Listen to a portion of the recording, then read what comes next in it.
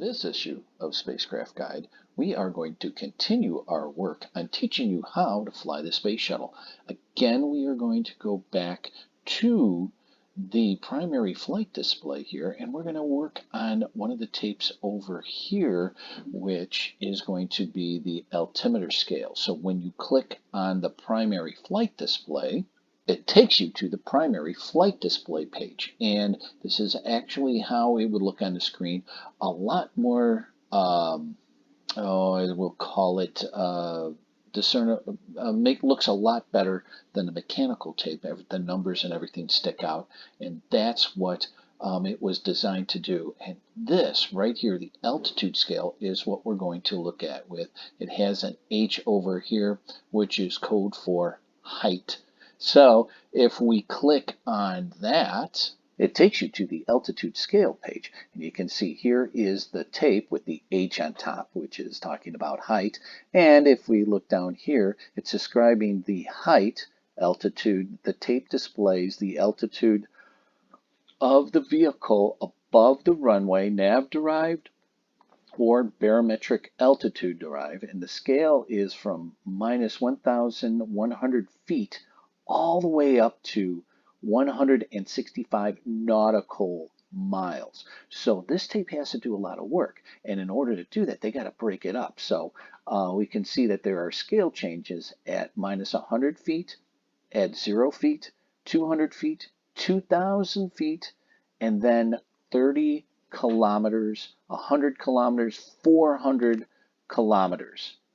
That's okay. The scale goes from minus 1,100 feet to 4,000 kilometers, and in nautical miles, the scale changes from 40 miles to 160 nautical miles.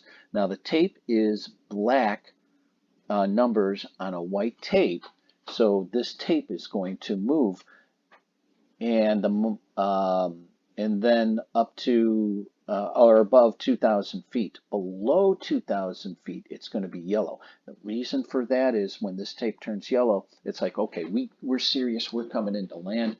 There's nowhere to go. We got to make sure we're all set up to land on the runway. This box right here, now it is not, it's going to stay in that position, but the numbers are going to change. The white numbers on the black background, like all of the tapes do. And then the reference will change also. So that is going to stay the same in the middle.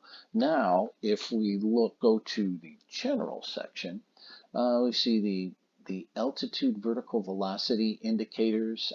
They display vertical acceleration, vertical velocity, barometric altitude. So that's what we're talking about here, barometric altitude, and the altitude velocity vectors are on the P6 panel, and these indicators are displayed vertically for altitude rate, barometric altitude.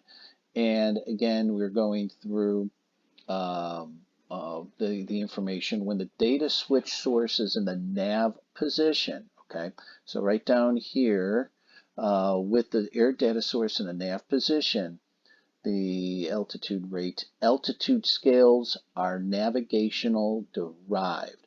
And so that's where the other thing, before it was barometric, which is up here, barometric altitude.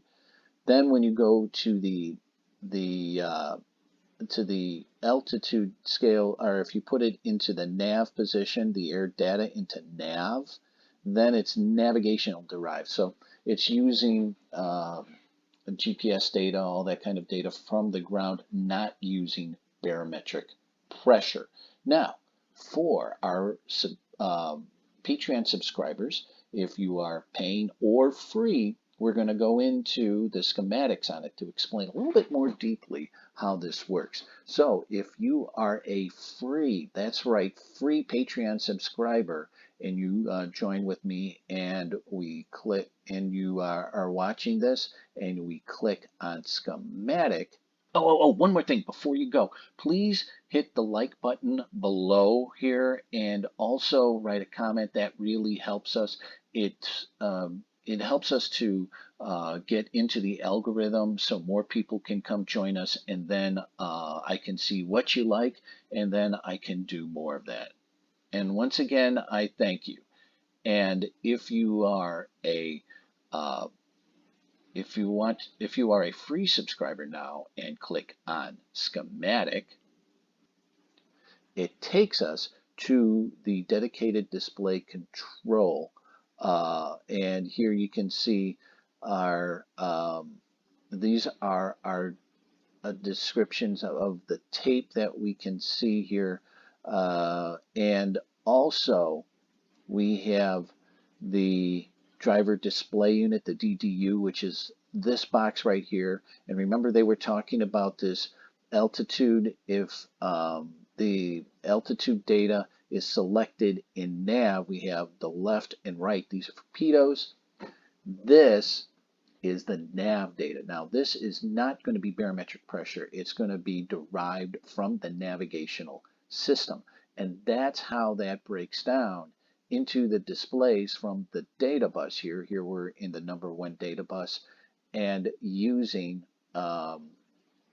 here is using the nav data to calculate it. And the reason why we do that is because the displays here, these are when the altitude is described above Mach 3. So when you start going below Mach 3, that's when you're going to be in nav. When you're below Mach 3, that means you're coming into land.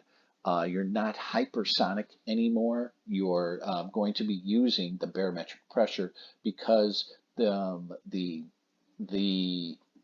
errors are going to not be effective of your altitude, and that could be a huge factor. So that's all for the free Patreon subscribers. If you are a paying subscriber, and that's only $4 a month. And I don't know if you saw it, if you're on the Facebook group, that there was an advertisement for at the Kennedy Space Center, that if you went to their VR description or training on that they have for going into space for 30 minutes, it will only cost you $30. That's $1 a minute. We're asking for $4 a month. And if you are one of those paying subscribers and you click on general,